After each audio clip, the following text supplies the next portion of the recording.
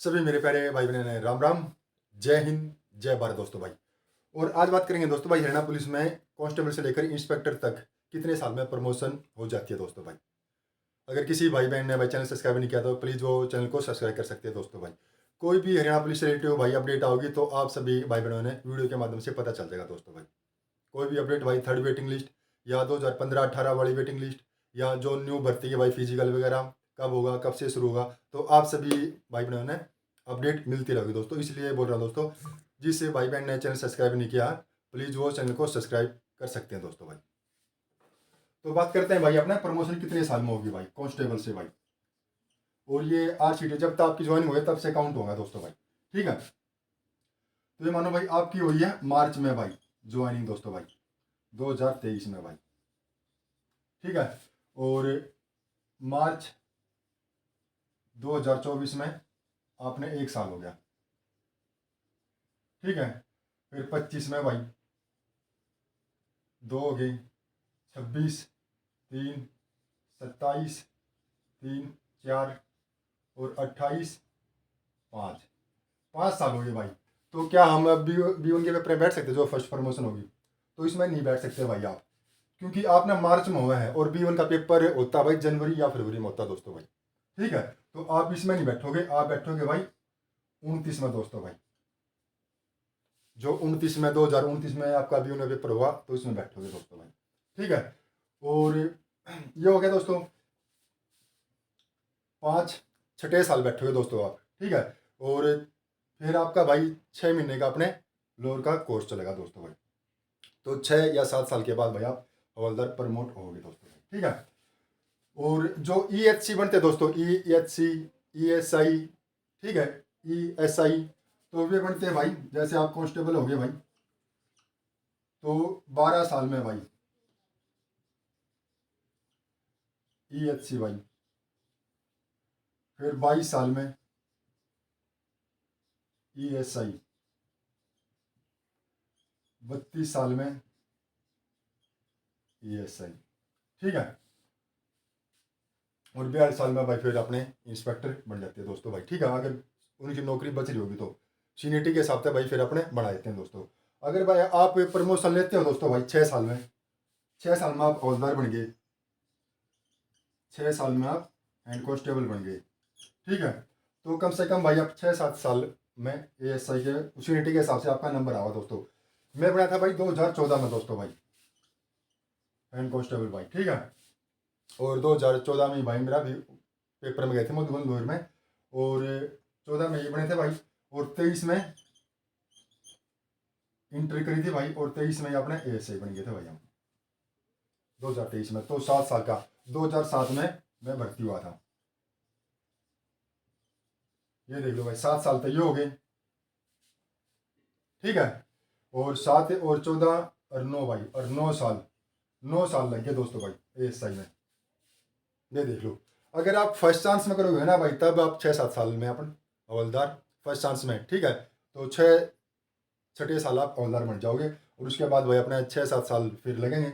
वो सीनियरिटी के हिसाब से भाई, जो सीनियरिटी जो लोअर की भाई सीनियरिटी लगती है दोस्तों भाई, जैसे आप रेगुलर पेपर करोगे तो इसमें भी सीनियरिटी वो रहेगी भाई कि फर्स्ट सेकंड थर्ड जितने भी है सीनियरिटी वाइज जो मेरिट लिस्ट बनती है। और इसी प्रकार अपना जो लोअर का होता है भाई LSL लोअर स्कूल कोर्स भाई, तो इसमें भी सीनियरिटी बनती है भाई। ठीक है, तो सीनियरिटी के हिसाब से आप भाई बहनों का नंबर आवा दोस्तों भाई। आपने लोअर कर ली, ठीक है, फिर इंटर कर ली भाई, अपर अभी बंद हो रही है, तो इंटर में कोई सीनियरिटी नहीं लगती, लोअर से लगती है भाई सीनियरिटी। लोअर में जो सीनियरिटी के हिसाब से उठाओगे भाई बच्चों ने, तो उसके हिसाब से फिर कोर्स में जाएंगे। हमारे भाई हमने लोअर करी 2014 में, तो हमारे 2 बैच बने थे भाई।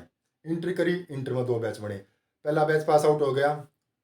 ठीक है, 6 महीने की थी भाई, 3 महीने की ट्रेनिंग थी इंटर की, तो उसके बाद लोअर की 6 महीने की थी, वो बैच पास आउट होकर चलेगा।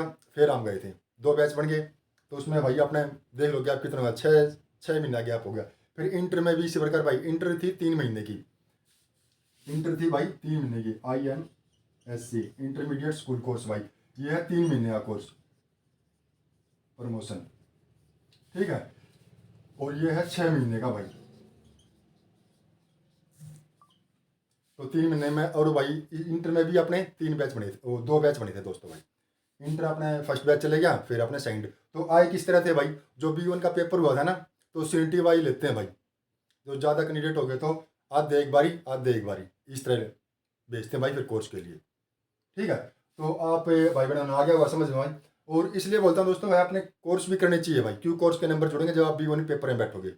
कोर्स, रिवार्ड और जो आपकी क्वालिफिकेशन है हाई फाई, जो मैंने वीडियो बना रखी है दोस्तों भाई, आपके कौन कौन से नंबर जुड़ेंगे, तो आप भाई वीडियो देख सकते हो भाई जाकर। ठीक है, कि आप जो भी उनके पेपर में बैठोगे, आप भाई बहन किस किस चीज़ के कितने नंबर जुड़ेंगे और क्या क्या होगा। ठीक है, उसमें टर्न आउट भी होगा, और आपके जो क्वालिफिकेशन उसके नंबर जुड़ेंगे, जो हाई क्वालिफिकेशन आपकी उसके नंबर जुड़ेंगे खाली बस। और रिवार्ड के जुड़ेंगे भाई 10 नंबर। और जो कोर्स करोगे आप भाई, ड्रिल का, PT का, AWT, ठीक है, कमांडो, जो भी कोर्स करोगे उसके नंबर जुड़ेंगे भाई 30 नंबर, 30 नंबर उसके जुड़ेंगे, और 10 नंबर रिवार्ड के। और भाई जो आपकी स्टडी है, जो आपकी हाई फाई क्वालिफाई है, जो सीनियर है भाई, उसके नंबर जुड़ेंगे दोस्तों भाई।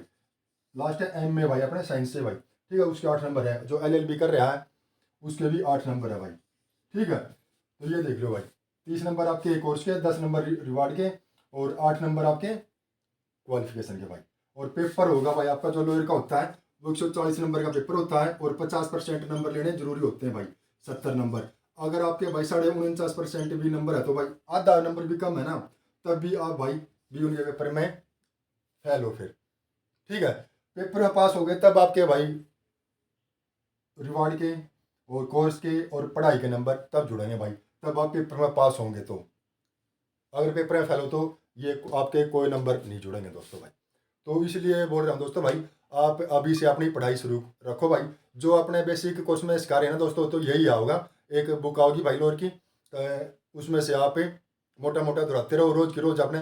ठीक है, एक पेज पढ़ लिया, 2 पेज पढ़ लिया, आपने दोहराते रहो दोस्तों भाई। क्योंकि 5 साल पढ़े हैं दोस्तों, छठी साल आपने का नंबर आओगा, छठी का 7वें साल नंबर आओगा भाई, क्योंकि मार्च में आपने 1 साल होगा, तो 2028 में, तो 28 में तो आप नहीं बैठोगे भाई, तो 2029 में बैठोगे आप B1 के पेपर में।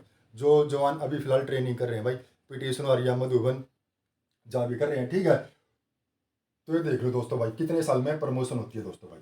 जो ESI अपने ये जो हवलदार बनते हैं भाई अपने 12 साल में EHC, और उसके बाद 10 साल में ESI, फिर उसके 10 साल में ESI दोस्तों भाई। अगर आप फर्स्ट में कर लेते हो तो आप 5-6 साल में भाई, 6 साल में, तो कितना फ़र्क हो जाएगा भाई। तो आप 12 साल में हवलदार बना, तो 6 साल में बनेंगे, तो 6 साल तो वैसे हो गए।